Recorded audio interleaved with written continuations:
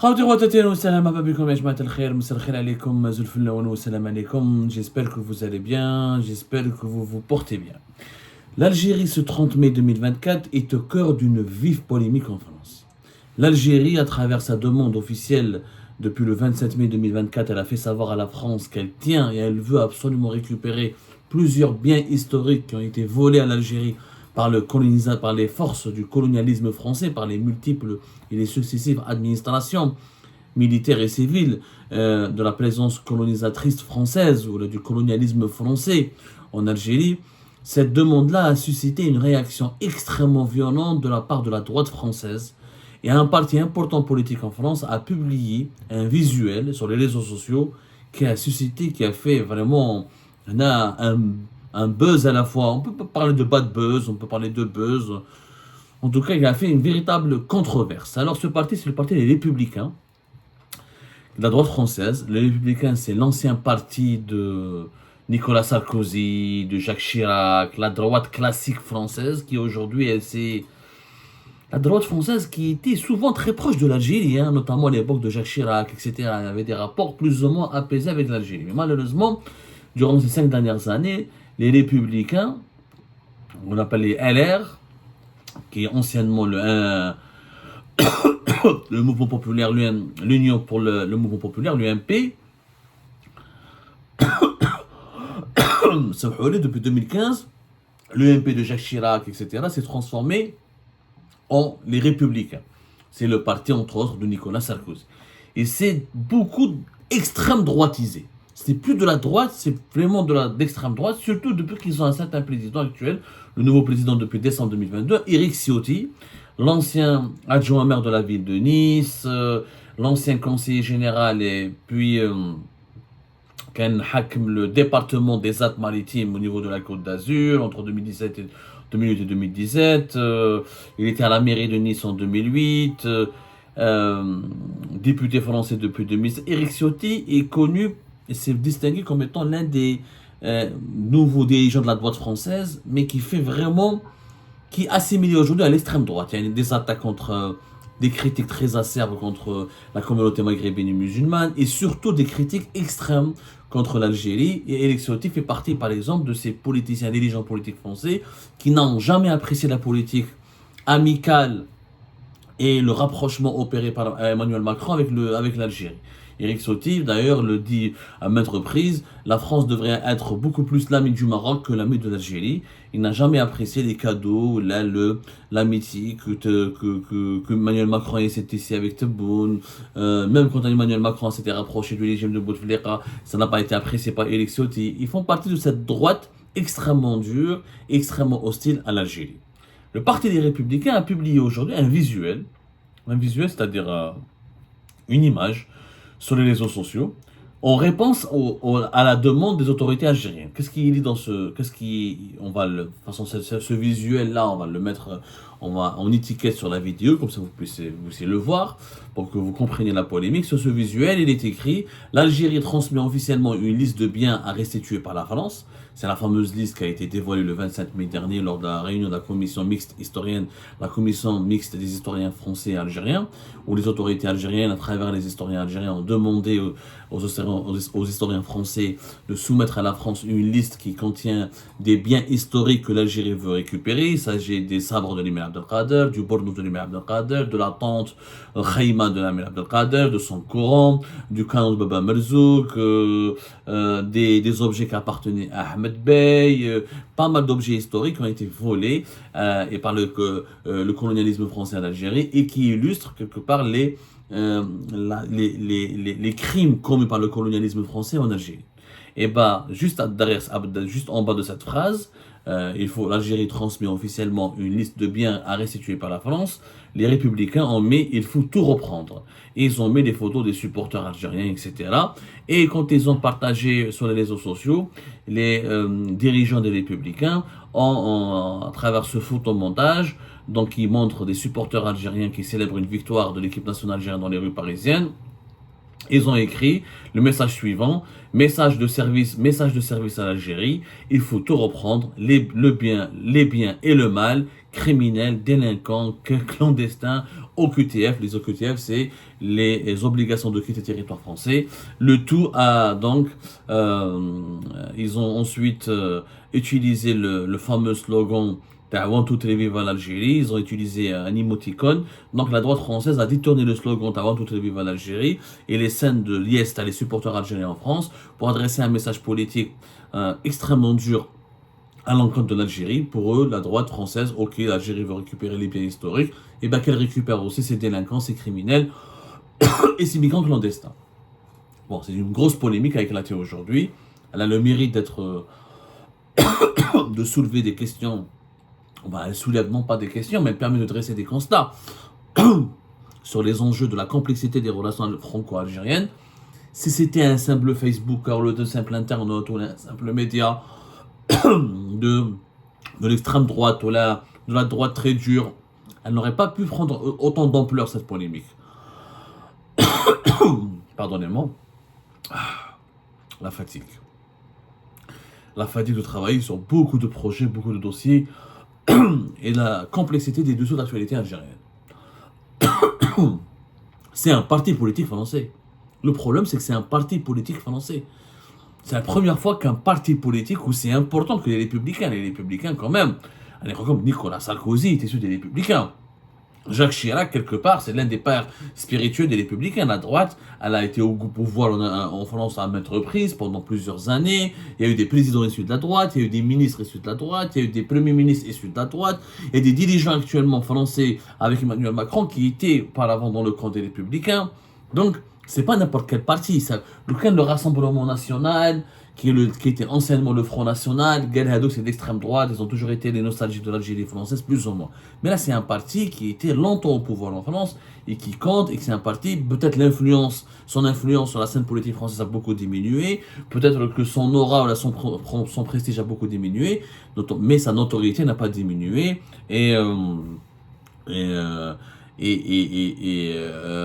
comment dirais-je, son rôle stratégique dans la vie française n'a pas pour autant diminué, n'a pas été relativisé pour autant. Donc, c'est vrai que ça a choqué, cette affiche, elle a beaucoup choqué. Et beaucoup de la gauche française, beaucoup de députés, de personnalités politiques françaises ont réagi. Par exemple, une responsable des partis écologistes en France, Marine Tondelier, elle a réagi en disant que c'est surtout votre dignité qu'il faut reprendre. Quand il y a une autre députée écologique très connue en France, Sandrine Rousseau, qui est parmi les figures emblématiques de l'écologie en France, qui font partie de la gauche, elle a jugé ce montage infâme, hors du champ républicain.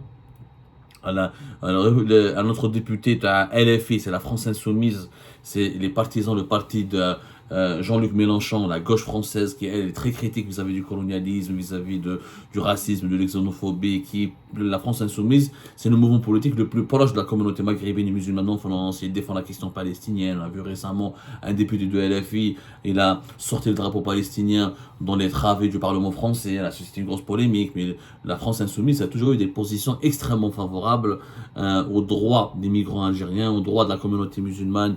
Là, c'est beaucoup rapproché. Elle a toujours lutté contre la stigmatisation, la diabolisation des franco-algériens ou des binationaux, des descendants de la communauté algérienne et maghrébine en France. Voilà ce député, ce qu'il a dit par exemple: voilà comment un sujet sérieux, celui de la restitution des biens issus de la colonisation, se transforme en message destiné à attiser les haines avec de jolis amalgames, dignes de l'extrême droite. Ça, c'est le secrétaire du Parti Socialiste, Olivier Faure, le Parti Socialiste qui a aussi l'ancien parti de Lionel Jospin, l'ancien parti de François Mitterrand, qui était le concurrent et l'adversaire direct de la droite classique, qui sont aujourd'hui les Républicains. Un autre député socialiste s'appelle Arthur Delaporte, il a signalé ce tweet pour incitation à la haine et au racisme. Même des anciens de la droite, par exemple, il y a une élue de Marseille qui a toujours fait partie de la droite, mais qui a quitté le parti républicain parce qu'elle s'est disputée avec Éric Ciotti. Elle a dénoncé, elle a clairement dit: j'ai honte, je dénonce fermement cette sortie plus que hasardeuse, c'est lamentable, une publication ordurière et xénophobe, vous avez franchi le Rubicon, rien ne vous différencie de l'extrême droite. Voilà ce qu'elle a déclaré une élue qui s'appelle Rania Benkedia. D'autres élus de la droite ils disaient qu'ils avaient mal au cœur. D'autres ont signalé que même le Rassemblement national n'avait pas osé. En tout cas, l'affiche, elle a extrêmement choqué. Elle fait beaucoup parler. Elle fait beaucoup parler et ça prouve encore une fois que l'Algérie, pourquoi j'en parle? Parce que l'Algérie avec la France ne sont pas des... Pour la France, l'Algérie, ce n'est pas un dossier externe. C'est pas un dossier classique de la diplomatie qui relève de la géopolitique, des relations internationales et des intérêts de la France à l'étranger. L'Algérie, c'est d'abord les intérêts de la France en France. C'est un intérêt national. L'Algérie, c'est une équation qui fait partie des affaires internes de la France. Au regard de l'importance de la diaspora algérienne, au regard de l'importance des binationaux, des descendants des Algériens en France, ou là des Franco-Algériens, ou là des Français d'origine algérienne, et au regard donc de l'importance de l'islam et de la communauté maghrébine, 10% maintenant de l'ensemble de la population française, et du poids de l'histoire, la guerre d'Algérie, le colonialisme, il y a d'ailleurs ne touche pas ou ne concerne pas que les Algériennes et les Algériens, les descendants des Algériennes et des Algériens en France, il y a aussi les Pieds Noirs, il y a aussi les Harkis, il y a aussi les militaires français qui ont servi des années durant la guerre d'Algérie. Il y a donc des millions de personnes qui sont concernées par cette histoire douloureuse. Et le fait que l'Algérie a demandé la restitution de certains biens historiques, ça a remué le couteau dans la plaie pour la France. Ça a rappelé des très mauvais souvenirs, ça a rappelé des traumatismes. Les traumatismes sont du côté algérien. Quand je parle de traumatisme du côté français, c'est le fait que la France ne veut pas assumer son passé colonialiste. Que la France, elle a un complexe par rapport à son passé colonialiste. À chaque fois, on lui demande d'assumer ce passé colonialiste. Pour elle, c'est une question, c'est comme si on voulait l'affaiblir, on voulait la déstabiliser, on voulait la rabaisser. Contrairement à l'Allemagne, par exemple, qui assume, qui s'excuse régulièrement, qui a entrepris des programmes politiques et pédagogiques et éducatifs pour assumer le mal qui a été fait par le nazisme d'Adolf Hitler, la France a du mal à faire de la repentance. Voilà. La demande de l'Algérie a suscité un débat en France parce que la France a été, on lui a rappelé ses mauvais démons, ou là ses démons tout court, ou là son passé démoniaque, et on lui a rappelé son devoir de repentance. Et le devoir de repentance, il est nié. Il cause beaucoup de problèmes parce que une grande partie de la classe politique dirigeante française, notamment de la droite, de l'extrême droite, y compris quelquefois au niveau du centre, à l'exception de la gauche en France, mais une grande partie de la classe politique française ne veut pas de la repentance. Même des fois, des personnalités de la gauche ne veulent pas parler de la repentance, parce qu'ils savent très bien que le sein de la population française, ça réveille des traumatismes. Parce que pour la France, c'était une guerre, les Algériens sont aussi responsables, et que l'expulsion des Pieds Noirs, les violences qui ont été victimes dans les Pieds Noirs, et que les Harkis, les violences dont ont été victimes les Harkis, sont aussi de la responsabilité de l'Algérie et des combattants pour l'Algérie indépendante, les fameux FLN. Donc la France a du mal encore à accepter sa responsabilité entière et totale dans les crimes commis en Algérie. Ce complexe et le régime algérien, c'est peut-être la première fois, en insistant sur la récupération de ces biens historiques qui ont une forte valeur, comme Baba Merzouk, on en a parlé, le canon, le consulaire, la consulaire, le fameux canon qui a permis d'exécuter 2 consuls français au cours du XVIIe, dans le XVIIe, XVIIIe siècle. Les Mers Abdelkader, par exemple, pour la France, c'était un prestige de conserver dans une partie dans les musées officiels appartenant à des institutions françaises les biens d'Emir Abdelkader. Emir Abdelkader a résisté pendant 15 ans, il a lutté, mais il a perdu. C'était l'une des plus grandes victoires de l'armée française en Algérie, sur le continent africain. Et pour la France, c'était un signe de gloire. C'était un symbole de puissance, de prestige. Aujourd'hui, la France n'aime pas qu'on lui dise que non, que l'émir Abdelkader était une victime de la répression criminelle coloniale.